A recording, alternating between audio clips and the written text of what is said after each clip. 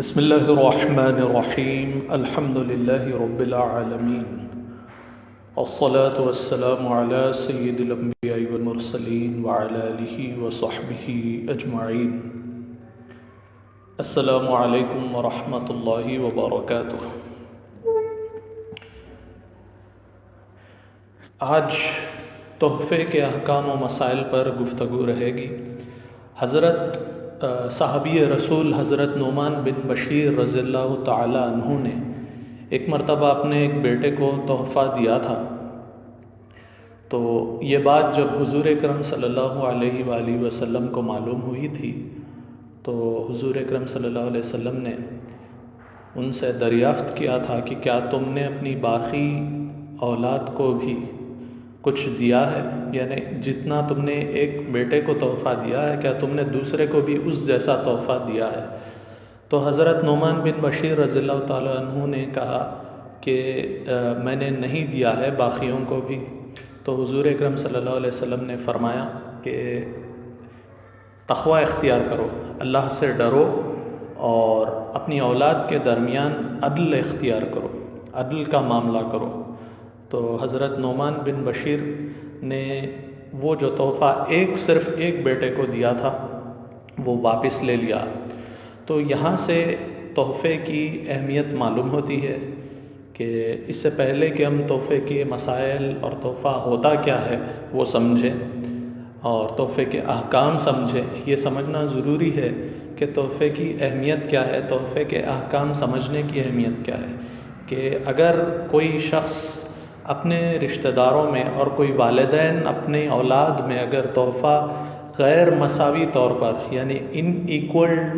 طریقے پر اگر ڈسٹریبیوٹ کرتے ہیں، یعنی ایک اولاد کو دیتے ہیں، ایک اپنے بیٹے یا بیٹی کو دیتے ہیں اور دوسرے کو اس سے محروم رکھتے ہیں، تو یہ عین ممکن ہے کہ اس کی وجہ سے ان باقی اولادوں میں اور جس کو وہ دے رہے ہیں ان میں دشمنی اور عداوت پیدا ہو، حسد پیدا ہو۔ تو اس طرح کرنا جائز نہیں ہے، اور یہی بات میں نے آپ کو وصیت کے معاملے میں بھی بتلائی تھی کہ وصیت جب کی جاتی ہے تو وارث کے حق میں کوئی وصیت نہیں ہوتی ہے۔ تو یہاں پر بھی وہی بات ہے کہ تحفہ والدین جب دیں تو اولاد میں مساویات کا خیال رکھیں اور اس بات کا خیال رکھیں کہ کسی کو کم اور کسی کو زیادہ نہ دیا جائے۔ تو حضور اکرم صلی اللہ علیہ وسلم نے بھی یہی فرمایا ہے۔ تو وصیت کے باب میں آپ کو یہ بتلایا تھا کہ وصیت یہ ہے کہ کوئی شخص اپنے کسی کو، دوست کو یا کوئی بھی ہو، اس کے حق میں اس کو کوئی چیز گفٹ کرے، اس کو کسی چیز کا مالک بنائے، اور وہ مالک بنانا احسان کے طریقے پر ہو، احسان کرتے ہوئے بنائے اور اپنی موت کے بعد بنائے۔ اپنی موت کے بعد کوئی شخص کسی کو کسی چیز کا مالک بناتا ہے تو وہ وصیت کہلاتی ہے۔ لیکن اگر اپنی زندگی میں اگر کوئی شخص کسی کو مالک، کسی چیز کا مالک بناتا ہے احسان کے طریقے پر، تو وہ چیز تحفہ کہلاتی ہے۔ اب یہ جو لفظ تحفہ ہے اس کے بہت سے ڈیفرنٹ اور بھی اس کے لیے بہت سے ڈیفرنٹ اور الفاظ استعمال ہوتے ہیں، جیسے صدقہ ہے کہ اگر آپ کسی کو کوئی چیز دیتے ہیں اور اس سے ثواب آخرت مطلوب آپ کے لیے ہوتا ہے، آپ یہ چاہتے ہیں کہ وہ چیز تحفے میں دے کر آپ ثواب دارین حاصل کریں، آخرت میں ثواب حاصل کریں، تو یہ چیز صدقہ کہلاتی ہے۔ اور اگر آپ کسی کو کوئی چیز دیتے ہیں تحفے میں اور آپ کا ارادہ یہ ہوتا ہے کہ آپ اس کی عزت کریں اور اس سے اپنی محبت بڑھائیں اور اس کے خدمت کا اعتراف کریں، تو یہ ہدیہ کہلاتی ہے۔ تو یہ ہبہ کہیں یا آپ ہدیہ کہیں یا صدقہ کہیں، یہ اس کے تھوڑے تھوڑے ڈفرینس کے ساتھ میننگز وہی آتے ہیں لیکن احکام پوروں کے سیم ہی رہیں گے۔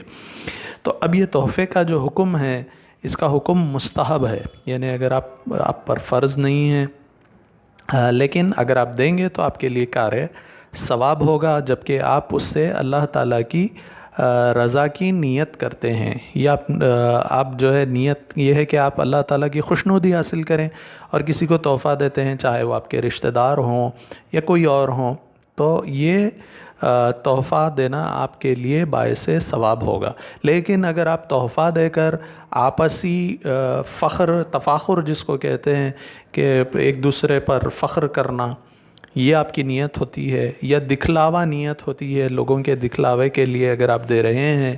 تو یہ مستحب نہیں ہوگا، نہ ہی کار ثواب ہوگا.